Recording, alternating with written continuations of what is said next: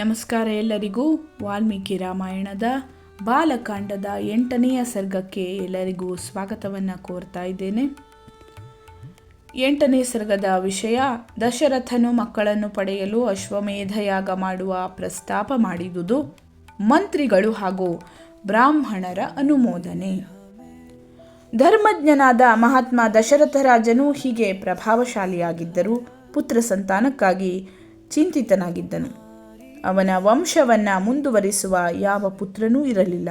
ಅದಕ್ಕಾಗಿ ಚಿಂತಿಸುತ್ತಾ ಒಂದು ದಿನ ಮಹಾತ್ಮ ದಶರಥ ರಾಜನು ಮನಸ್ಸಿನಲ್ಲಿ, ನಾನು ಪುತ್ರ ಪ್ರಾಪ್ತಿಗಾಗಿ ಅಶ್ವಮೇಧ ಯಜ್ಞವನ್ನು ಯಾಕೆ ಮಾಡಬಾರದು ಎಂದು ಯೋಚಿಸಿದನು. ತನ್ನ ಬುದ್ಧಿವಂತ ಮಂತ್ರಿಗಳೊಂದಿಗೆ ಚರ್ಚಿಸಿ ಯಜ್ಞ ಮಾಡಲು ನಿಶ್ಚಯಿಸಿ, ಮಹಾತೇಜಸ್ವಿಯೂ ಬುದ್ಧಿವಂತನೂ ಧರ್ಮಾತ್ಮನೂ ಆದ ರಾಜನು ಸುಮಂತ್ರನಲ್ಲಿ, ಮಂತ್ರಿವರ್ಯನೇ, ನೀನು ನಮ್ಮ ಎಲ್ಲ ಗುರುಗಳನ್ನು ಮತ್ತು ಪುರೋಹಿತರನ್ನು ಇಲ್ಲಿಗೆ ಬೇಗನೆ ಕರೆದುಕೊಂಡು ಬಾ ಎಂದು ಹೇಳಿದನು. ಆಗ ಶೀಘ್ರಗಾಮಿಯಾದ ಸುಮಂತ್ರನು ಒಡನೆಯೇ ಹೋಗಿ ವೇದಾಂಗ ಪಾರಂಗತರಾದ ಮುನಿಗಳನ್ನು ಅರಮನೆಗೆ ಕರೆದುಕೊಂಡು ಬಂದನು. ಆಗಮಿಸಿದ ಸುಯಜ್ಞ, ಜಾಬಾಲಿ, ಕಾಶ್ಯಪ, ಕುಲ ಪುರೋಹಿತರಾದಂತಹ ವಸಿಷ್ಠರು ಹಾಗೂ ಇತರ ಎಲ್ಲ ಶ್ರೇಷ್ಠ ಬ್ರಾಹ್ಮಣರನ್ನು ಧರ್ಮಾತ್ಮನಾದ ದಶರಥ ರಾಜನು ಧರ್ಮಾರ್ಥ ಸಾಧನೆಗೆ ಕಾರಣವಾದ ಮಧುರ ಮಾತುಗಳಿಂದ ಹೀಗೆ ಹೇಳಿದನು. ಮಹರ್ಷಿಗಳೇ, ನಾನು ಸದಾ ಪುತ್ರ ಸಂತಾನಕ್ಕಾಗಿ ವಿಲಾಪಿಸುತ್ತಾ ಇರುತ್ತೇನೆ. ಪುತ್ರನಿಲ್ಲದೆ ಈ ರಾಜ್ಯಾದಿಗಳಿಂದ ನನಗೆ ಸುಖ ಸಿಗುವುದಿಲ್ಲ. ಆದ್ದರಿಂದ ಪುತ್ರ ಪ್ರಾಪ್ತಿಗಾಗಿ ನಾನು ಅಶ್ವಮೇಧಯಾಗವನ್ನು ಮಾಡಬೇಕೆಂದು ನಿಶ್ಚಯಿಸಿದ್ದೇನೆ. ಶಾಸ್ತ್ರೋಕ್ತ ವಿಧಿಯಿಂದ ಈ ಯಜ್ಞದ ಅನುಷ್ಠಾನ ಮಾಡಿದರೆ ನನ್ನ ಮನೋವಾಂಛಿತ ವಸ್ತು ಹೇಗೆ ದೊರೆಯಬಹುದು? ಇದನ್ನು ನೀವೆಲ್ಲ ವಿಚಾರ ಮಾಡಿ ನನಗೆ ತಿಳಿಸಬೇಕೆಂದು ನಾನು ಬಯಸುತ್ತೇನೆ. ರಾಜನ ಈ ಮಾತನ್ನು ಕೇಳಿ ವಸಿಷ್ಠಾದಿ ಎಲ್ಲ ಬ್ರಾಹ್ಮಣರು ಸಾಧುವಾಗಿದೆ, ಬಹಳ ಒಳ್ಳೆಯದು ಎಂದು ಒಟ್ಟಿಗೆ ಅನುಮೋದಿಸಿದರು. ಮತ್ತೆ ಅವರೆಲ್ಲರೂ ಸಂತೋಷಗೊಂಡು ದಶರಥ ರಾಜನಲ್ಲಿ, ಮಹಾರಾಜ, ಯಜ್ಞ ಸಾಮಗ್ರಿಗಳ ಸಂಗ್ರಹವಾಗಲಿ. ಯಜ್ಞ ಸಂಬಂಧಿ ಒಳ್ಳೆಯ ಅಶ್ವವನ್ನು ಭೂಮಂಡಲದಲ್ಲಿ ಸಂಚಾರಕ್ಕಾಗಿ ಬಿಡಲಾಗುವುದು. ಸರಯೂ ತೀರದ ಉತ್ತರ ದಿಕ್ಕಿನಲ್ಲಿ ಯಜ್ಞ ವೇದಿಕೆಯು ನಿರ್ಮಾಣವಾಗಲಿ.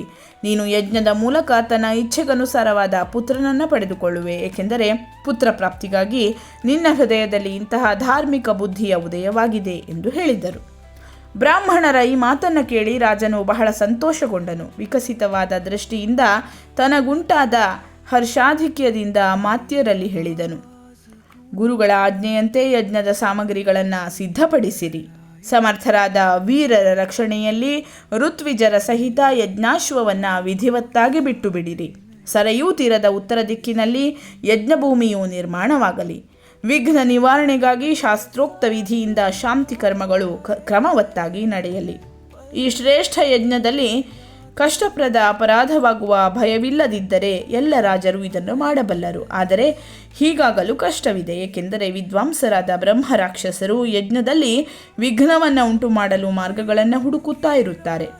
ವಿಧಿಹೀನ ಯಜ್ಞದ ಅನುಷ್ಠಾನ ಮಾಡುವ ಯಜಮಾನನೂ ಕೂಡಲೇ ನಾಶವಾಗುತ್ತಾನೆ. ಆದ್ದರಿಂದ ನನ್ನ ಈ ಯಜ್ಞವು ವಿಧಿಪೂರ್ವಕ ನೆರವೇರುವಂತೆ ಉಪಾಯ ಮಾಡಿರಿ. ನೀವೆಲ್ಲರೂ ಈ ಪ್ರಕ್ರಿಯೆಗಳಲ್ಲಿ ನಿಪುಣರಾಗಿರುವಿರಿ. ರಾಜನಿಂದ ಸಮ್ಮಾನಿತರಾದ ಎಲ್ಲ ಮಂತ್ರಿಗಳು ದಶರಥನ ಮಾತನ್ನು ಕೇಳಿ ಹಾಗೆಯೇ ಆಗುವುದು ಎಂದು ಹೇಳಿದರು.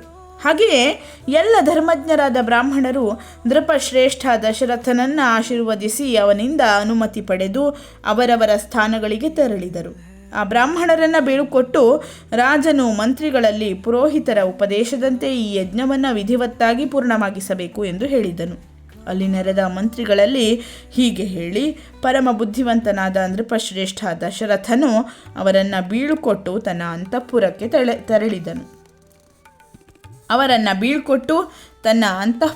ತೆರಳಿದನು. ಅಲ್ಲಿಗೆ ಹೋಗಿ ಅರಸನು ತನ್ನ ಪ್ರಿಯ ಪತ್ನಿಯರಲ್ಲಿ, ದೇವಿಯರಿರ, ನೀವು ದೀಕ್ಷೆಯನ್ನು ಕೈಗೊಳ್ಳಿರಿ. ನಾನು ಪುತ್ರ ಪ್ರಾಪ್ತಿಗಾಗಿ ಅಶ್ವಮೇಧ ಯಜ್ಞ ಮಾಡುವೆನು ಎಂದು ಹೇಳಿದನು. ಆ ಮನೋಹರ ವಚನಗಳಿಂದ ಸುಂದರ ಕಾಂತಿಯುಳ್ಳ ರಾಣಿಯರ ಮುಖಕಮಲಗಳು ಹಿಮಕಾಲವು ಕಳೆದಾಗ ಅರಳುವ ಕಮಲಗಳಂತೆ ಅರಳಿ ಕಂಗೊಳಿಸಿದವು. ಇಲ್ಲಿಗೆ ವಾಲ್ಮೀಕಿ ವಿರಚಿತ ಆರ್ಷ ರಾಮಾಯಣ ಆದಿಕಾವ್ಯದ ಬಾಲಕಾಂಡದಲ್ಲಿ 8ನೇ ಸರ್ಗ ಪೂರ್ಣವಾಯಿತು. ಧನ್ಯವಾದಗಳು. ಲೋಕಾಃ ಸಮಸ್ತಾಃ ಸುಖಿನೋ ಭವಂತು.